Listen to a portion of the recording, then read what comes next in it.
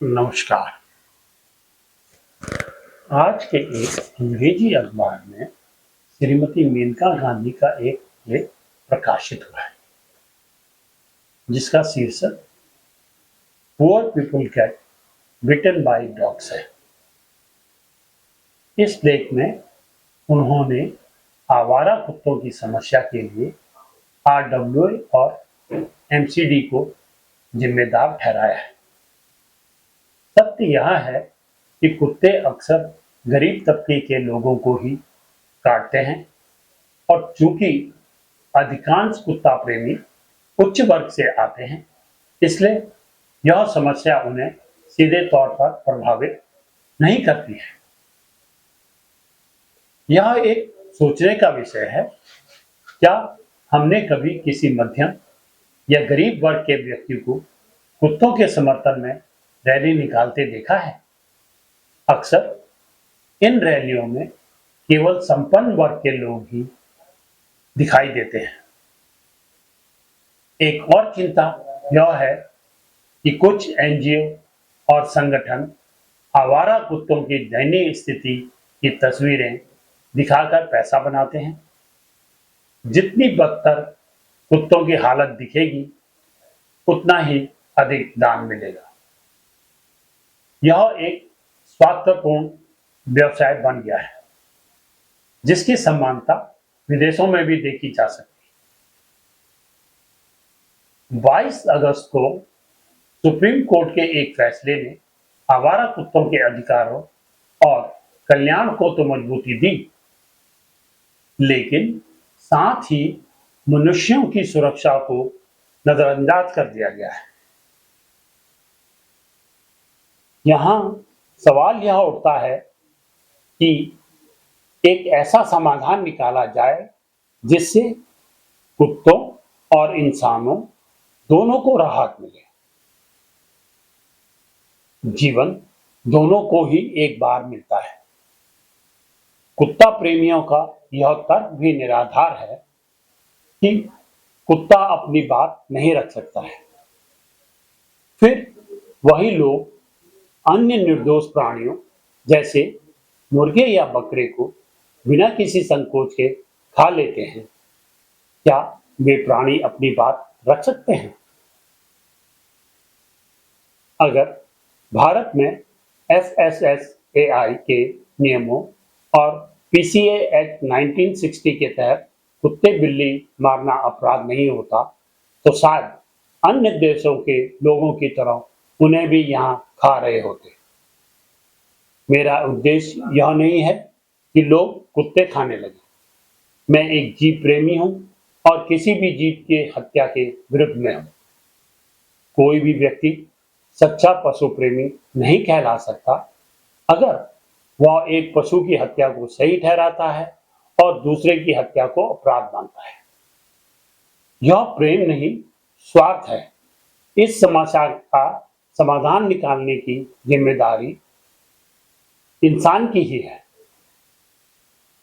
इसके लिए कुछ व्यवहारिक सुझाव हो सकते हैं, जैसे गोद लेने की संस्कृति को बढ़ावा देना। सच्चे कुत्ता प्रेमियों को एक या दो कुत्तों को गोद लेकर अपने घर में रखना चाहिए। गोद लेने की एक लीगली रजिस्ट्रेशन प्रोसेस होना चाहिए ताकि प्रेम खत्म होने या कुत्ते के बूढ़ा होने पर उसे वापस सड़क पर ना छोड़ा जा सके। शेल्टर होम में सहयोग करना चाहिए। जो लोग घर पर कुत्ता नहीं रख सकते, वे किसी कुत्ते का औपचारिक तौर से वर्चुअल एडॉप्शन ले सकते हैं और उसे एमसीडी या किसी विश्वसनीय एनजीओ के शेल्टर में अपने खर्चे पर रख सकते हैं। इससे एक नए रोजगार के रूप में डॉग होम व्यवसाय का भी जन्म हो सकता है। सामुदायिक देखभाल की जिम्मेदारी ले सकते हैं। अगर कोई व्यक्ति उपरोक्त दोनों में असमर्थ है लेकिन फिर भी कुछ करना चाहता है, तो वह कानूनी तौर पर एक कुत्ते की जिम्मेदारी ले घर के बाहर सड़क पर छोड़ सकता है और उसकी देखभाल, खाना, इलाज आदि कर सकता है।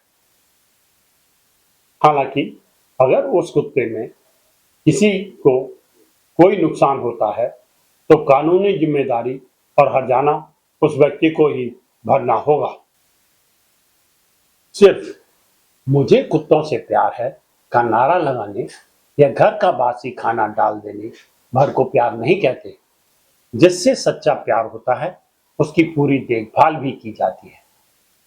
एक टीवी इंटरव्यू में एक महिला जोर देकर कह रही थी कि वे स्ट्रीट डॉग्स को अपने बच्चों की तरह पालते हैं। सुनकर अच्छा लगा, लेकिन फिर सोचने पर मजबूर हो गया, क्या उनके अपने बच्चे भी सड़कों पर इन कुत्तों की ही तरह रहते हैं? कथनी और करनी में बहुत अंतर होता है। अगर प्यार है तो सार्थक कार्य करें, फालतू की बातें नहीं।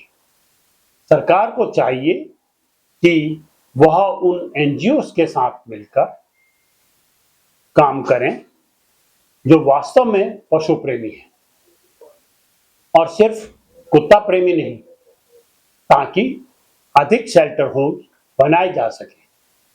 सरकार, सुप्रीम कोर्ट और सच्चे पशु कल्याण संगठनों को मिलकर एक सर्वसम्मति वाला संतुलित समाधान निकालना होगा। समाधान चाहिए तो सबको कुछ ना कुछ त्याग करने के लिए भी तैयार रहना होगा। अगर आपको मेरे विचार अच्छे लगे हों तो ज़्यादा से ज़्यादा लोगों को शेयर व कमेंट करें और मेरे चैनल जोशी विचार को सब्सक्राइब करना ना भूलें। धन्यवाद।